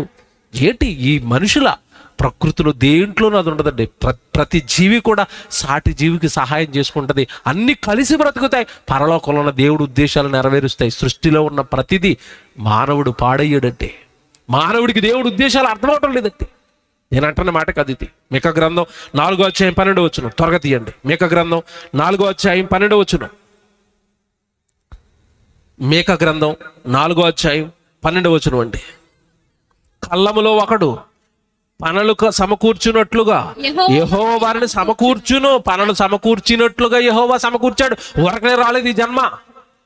వేసవకాలం వస్తుంది, వచ్చే నెల అయితే కోసేస్తారు. వేసవకాలంలో మే నెలలో కోసేస్తారు మీ పంటలు. ఆ పంటలు కళ్ళంలో సమకూరుస్తున్న రైతుని అడగండి, ఆ పంట ఎంత కష్టపడితే కళ్ళంలోనికి వచ్చిందో, ఎన్ని రాత్రులు నిద్రలేని రాత్రులు గడిపాడో రైతుని అడగండి. అది నిలబడడానికి ఎంత కాపలా కాసాడో రైతుని అడగండి. అది పండడానికి ఎన్ని మందులు కొట్టాడో, ఎన్ని ఎరువులు కొట్టాడో రైతుని అడగండి. ఆ చేను కోసం, ఆ పొలం కోసం అహోరాత్రులు కష్టపడితే మే నెలలో కళ్ళంలోనికి పనులు వచ్చాయి. అలాగే పరలోకంలో ఉన్న కన్న తండ్రి నీ జన్మ గురించి జగత్తు పునాది వేయబడక ముందు నుంచి కష్టపడితే ఇదిగో ఇప్పుడు ఈ జీవితం నీకు దొరికింది. ఆ జీవితమే ఉండేది 60-70 ఏళ్ళు, తర్వాత వెళ్ళిపోతావు. ఈ 60-70 ఏళ్ల ఈ జీవితంలో దేవుడిని మహిమపరిచి, దేవుడి కోసం చెప్పి, దేవుడి కోసం బ్రతికి, దేవుడి ఉద్దేశాలు భూమి మీద నెరవేర్చి వెళ్ళవలసిన మనిషి ఎలా మారిపోయాడు తెలుసండి. కళ్ళములో ఒకడు పనులు సమకూర్చినట్లుగా యెహోవా వాళ్ళని సమకూర్చాడు. ఆ జీవితాన్ని ఇవ్వడానికి దేవుడు చాలా కష్టపడ్డాడు, రైతు పంట కోసం కష్టపడినట్టుగా. అయితే అంటాడు చూడండి, అక్కడ పనులు సమకూర్చినట్లుగా సమకూర్చాడు. అయితే వారు ఆయన తలంపులు తెలుసుకొనకున్నారు, ఆయన ఆలోచనలు గ్రహించుకున్నారు. అదండి దేవుడు బాధ. మీరు ఎరగలేదు నన్ను, నా ఉద్దేశాలు మీకు పట్టవు, నా తలంపులు మీకు పట్టవు, నా ఆలోచనలు మీకు పట్టవు. దావీదు గురించి దేవుడు ఒక గొప్ప సాక్ష్యం ఇచ్చాడు. దావీదు నా ఇష్టానుసారుడైన మనుషుడు, అతడు నా ఉద్దేశములన్నీ నెరవేర్చును. కానీ నువ్వు దేవుడి సన్నిధికి వచ్చి దేవుడి ఉద్దేశాలు నెరవేరుస్తావా? నీ ఉద్దేశాలన్నీ దేవుడి దగ్గరకు వచ్చి రుద్దడానికి ప్రయత్నిస్తావా? నాకు ఉద్యోగం ఈ తండ్రి అమెరికా వెళ్ళిపోతాను, నాకు ఉద్యోగం ఈ తండ్రి ఎక్కడికో వెళ్ళిపోతాను. మరి నువ్వు పుట్టిన ప్రాంతంలో, నువ్వు పుట్టిన గ్రామంలో దేవుడి కోసం ఏమి చేయవా? ఓ మీటింగ్ పెట్టవా? ఓ సభ పెట్టవా? ఓ దేవో ప్రార్థన పెట్టుకోవా? నేను నీ గ్రామంలో, నీ చుట్టుపక్కల, నీ బంధువులు, నీ స్నేహితులు నశించిపోతుంటే దేవుడిని ఎరగక వాళ్ళ పట్ల నీకు బాధ్యతలు ఏమి లేవా? అది కన్న తండ్రి ఆవేదనని, ఆ ఆత్మలు దేవుడు అని, ఒకవేళ వాళ్ళు రక్షణలోనికి రాకపోతే మరణం తర్వాత నిత్యాగ్ని దండనకు వెళ్ళిపోతారని పరలోకంలో ఉన్న కన్న తండ్రి హృదయం ఎవడు చాలా బాధలో ఉందని వారి పట్ల ఏనాడైనా దేవుడు తలంపు, దేవుడు ఉద్దేశం ఎరిగి దేవుడి కోసం ఏమైనా చేసావా? నీ జీవితకాలంలో దేవుడి కోసం చేసిన కార్యాలు ఏంటి చెప్పు? నువ్వు శుభకార్యాలు చేసుకుంటావు, బర్త్డేలు చేసుకుంటావు, పెళ్లి రోజులు చేసుకుంటావు, ఏమన్నా సంవత్సరకాలు చేసుకుంటారు, చాలా పర్సనల్ కార్యక్రమాలు చేసుకుంటారండి. దైవ కార్యక్రమాలు నీ జీవితంలో ఏమన్నాయి? దేవుడికి ఏం చేసావు నువ్వు? దేవుడి ఉద్దేశం తెలుసుకుని ఒక సభ పెట్టిన, ఒక నలుగురినో మార్చిన సందర్భాలు నీ జీవితంలో ఏమున్నాయి? కార్యాలు. మత్తయి సువార్త, మార్కు సువార్త, లూకా సువార్త, తర్వాత యోహాను సువార్త, తర్వాత వచ్చే పుస్తకం పేరేంటి చెప్పండి? తర్వాత పుస్తకం ఏంటి? 5వ పుస్తకం అపోస్తులుల కార్యాలు. అంటే అర్థం ఏంటి? యేసు ప్రభు వెనకాల ఉన్న శిష్యులు ఏం చేశారు? కార్యాలు చేశావు. నువ్వేం చేశావు? ప్రార్థన చేస్తున్నాను అంటావు అంతే. ప్రార్థన చేయడం తప్పు కాదు. పని చేయవా? మాటలేనా దేవుడికి ఇచ్చేది? సువార్తకి వెళ్ళవా? సువార్త ఇలా పెట్టించవా? నీ కష్టార్జితంతో ఎప్పుడైనా ఒక ప్రార్థన పెట్టి దేవుడిని ఎరగని గ్రామంలో దేవుడి గురించి ఒక మంచి దైవజనుని తీసుకెళ్ళి ఎప్పుడైనా వాక్యం చెప్పించావా? ఏవి కార్యక్రమాలు నీ నుండి? కప్ప కార్యక్రమం చేస్తుంది, సూర్యుడు కార్యక్రమం చేస్తున్నాడు, భూమి పని చేస్తుంది. ఇవన్నీ దేవుడి కోసం పని చేసి చెప్తున్నాయి. దేవా మీ ఉద్దేశాలు నెరవేరుస్తున్నా, మీ ఉద్దేశాలు నెరవేరుస్తున్నా. నువ్వు ఏమి చెయ్యో నమ్మానంటావు. నీకెక్కడ అర్థమయ్యాడు దేవుడు? నీకు ఎప్పుడు అర్థమైంది దేవుడు మనసు? మీరు సర్వలోకానికి వెళ్ళండి, సర్వసృష్టికి సువార్తను ప్రకటించండి అని బైబిల్లో చదువుకుంటున్నావు తప్ప దేవుడు నాకు చెప్తున్నాడు అని ఎప్పుడు పర్సనల్గా తీసుకుని సువార్తకు వచ్చావు? ఎప్పుడు నశించిపోతున్న ఆత్మ గురించి నువ్వు ఆలోచించావు? నీకు ఎక్కడ అర్థమయ్యాడు దేవుడు? అదే ఇక్కడ బాధపడుతున్నాడు. ఏమని? అయితే వారు ఆయన తలంపులు తెలుసుకొనుకున్నారు. అందరూ రక్షించబడాలన్నది దేవుడి తలంపు కదా, దేవుడి ఉద్దేశం కదా. నీకు ఎప్పుడు అర్థమైంది అది? నీ చుట్టూన్న వారు నశించిపోతుంటేనే నీకు బాధ్యత లేనప్పుడు దేవుడి ఉద్దేశాలు, దేవుడి మనసు మనకు ఎక్కడ అర్థమైంది చెప్పండి? ఆయన వారు తలంపులు తెలుసుకొనుకున్నారు, ఆయన ఆలోచనలు వారు గ్రహింపకున్నారు. సృష్టికర్తను సృష్టి ఎరిగింది, మనం ఎరిగామంటారా? మీరు చెప్పండి. మీకు నేను తెలియదు, మీరు నన్ను ఎరగలేదు అని డైరెక్ట్గా ఆయన రాయించిన మాట చెప్పి ముగించేస్తాను. తీతుకు రాసిన పత్రిక జాగ్రత్తగా రాసుకోండి. ఇది మొదటి అధ్యాయం. తీతుకు రాసిన పత్రిక మొదటి అధ్యాయం 16వ వచనం చదువుదాం. తీతుకు రాసిన పత్రిక మొదటి అధ్యాయం 16వ వచనం చదువుతున్నారండి. దేవుడిని ఎరుగుదమని, చూసారా పదం చూసారా? దేవుడిని ఎరుగుదమని. దేవుడు మాకు తెలుసనే చెప్పుకున్నారట. దేవుడిని ఎరుగుదమని వారు చెప్పుకొందురు, కానీ అసహ్యులు. అదేంటండి అది? ఆ పదం చూసారా? దేవుడు మాకు తెలుసు అనే వాళ్ళని వెంటనే ఆయన కొట్టిన డైలాగ్ ఏంటి అక్కడ? వారు నాకు అసహ్యులు. ఇంతకాలం మనం ఏమనుకున్నామంటే ఎరగనోళ్ళని అసహించుకుంటాడేమో అనుకున్నాం, నమ్ముకోనోళ్ళని అసహించుకుంటాడేమో అనుకున్నాం. ఇక్కడ దేవుడు వచ్చేసరికి అంటున్నాడు, వారు దేవుడిని ఎరుగుదమని చెప్పుకొందురు, కానీ వారు అసహ్యులను. తర్వాత అవిధేయులు. దేనికి అవిధేయులు? వాక్యానికి అవిధేయులు. వచ్చారు, నమ్మేమన్నారు, బాప్తిసం తీసుకున్నారు, గుడికి వస్తున్నారు, గుడిలో చెబుతున్న ఏ వాక్యాన్ని పాటించరు. నా మాటకు అవిధేయులు వారు. పాపాలు మానేయమని చెప్పాను, పరిశుద్ధంగా బ్రతకమని చెప్పాను, నా కోసం సత్కార్యాలు సువార్త కార్యక్రమాలు చేయమని చెప్పాను. అవిధేయులు. ఎప్పుడు నా ప్రసంగాన్ని కానీ నా వాక్యాన్ని కానీ పట్టించుకోరు.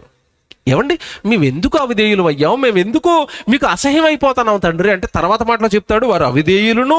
ఏమంటే తర్వాత మాట ఎందుకు అవిధేయులు అంటున్నాడు అంటే ప్రతి సత్కార్యము విషయములో భ్రష్టులనయ్యుండి. ఈ పదవంతరం చేసుకోండి.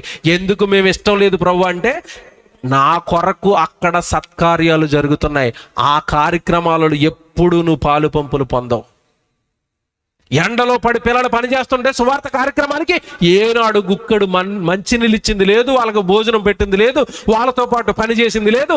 సువార్త కార్యక్రమం జరుగుతుంది, సభలు జరుగుతున్నాయి, పని చేస్తున్నాము, చాలా వేల రూపాయలు కష్టం అవుతుంది అని నీ దగ్గరకు దేవుడి కార్యక్రమం నీ కళ్ళ ముందుకు వచ్చిన అసలు ఆ సత్కార్యాన్ని పట్టించుకున్న దాఖలాలు లేవు.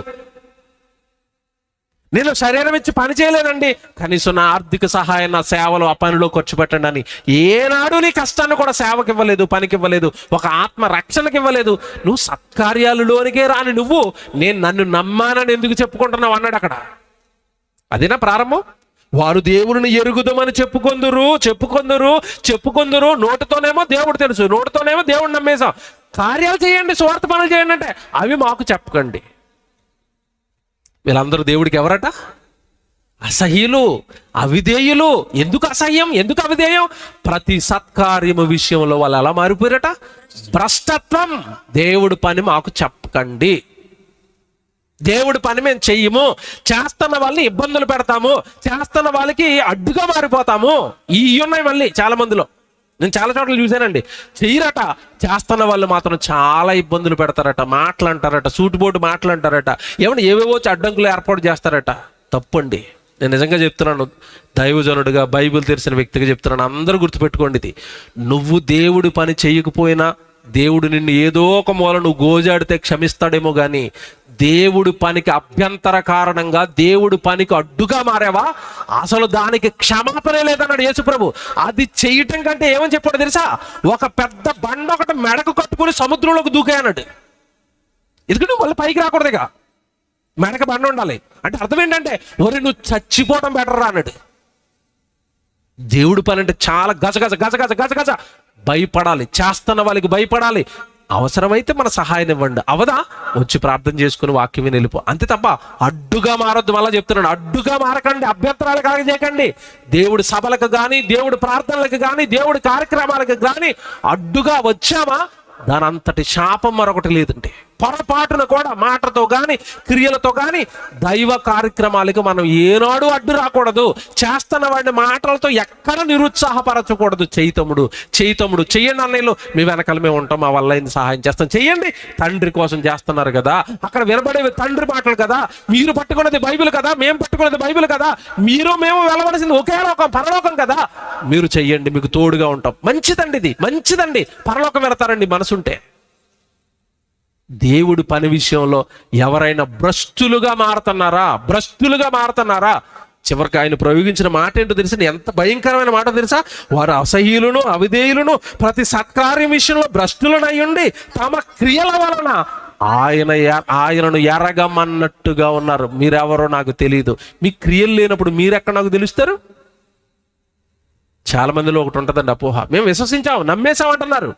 యాకోబు పత్రిక చదవండి 2వ అధ్యాయం. క్రియలు లేని విశ్వాసము మృతము.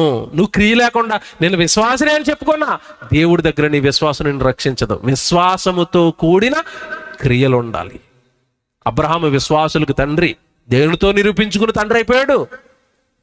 తన గర్భాన పుట్టిన ఒక్కగానొక్క కొడుకును బలివ్వడానికి సిద్ధపడి నేను విశ్వాసులకు తండ్రిని, తన విశ్వాసాన్ని క్రియల్లో చూపించాడు. నీ పరిస్థితి ఏంటి? నమ్మి ఎంతకాలం అయింది ప్రభుని? బాప్తీసం తీసుకుని ఎన్నేళ్ళు అయిపోయింది? ఏం చేసావు ప్రభుకి? నీ జీవితాన్ని టచ్ చేస్తే దైవ కార్యక్రమాలు ఎన్నో వస్తాయి బయటికి. ఆలోచించు, ఒక్కసారి ఆలోచించు. నమ్మేశావు అంటే మరి క్రియలు చేసి కదా సృష్టి నేను దేవుడిని ఎరగాలని చెప్తుంది. నువ్వు ఏమి చేయకుండా దేవుడు నాకు తెలుసు అని చెప్తే ఎలాగా? సృష్టికర్తను ఎరిగిన సృష్టి ఎరుగని మనిషి. ఆలోచించుకోండి, మంచి నిర్ణయాలు తీసుకోండి, దేవుడు పని చేయండి. దేవుడు మాకు తెలుసని మీ క్రియలతో అబ్రహాము నిరూపించుకున్నట్టుగా మేము విశ్వాసులమేని మీ క్రియలతో దేవుని ఎదుట నిరూపించుకొని, ఇదిగో సభలు పెట్టారు కదండి తమ్ముళ్ళు అన్నయ్యలు, కష్టపడుతున్నారండి 2-3 రోజుల నుంచి ఎండనక.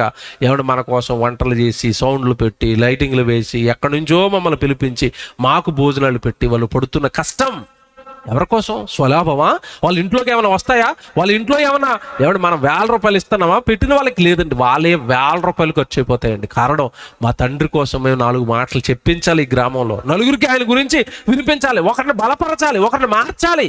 ఇది కదండి దేవుడు పిల్లలంటే జీవితం. ఇది కదండి దేవుడు పిల్లలు. ఇలా కదండి బ్రతకాలి, ఇలా కదండి అందరినీ మార్చుకోవాలి, ఇలా కదండి దేవుడి గురించి అందరికి చెప్పుకోవాలి. నమ్ముకున్న నువ్వు చెప్పుకోవాలి కదండి. అబ్రహాము నమ్మాడండి, చెప్పుకుంటూ వెళ్ళిపోయాడండి, బలిపీఠాలు కట్టుకుంటూ దేవుడి గురించి చెప్పుకుంటూ వెళ్ళిపోయాడు.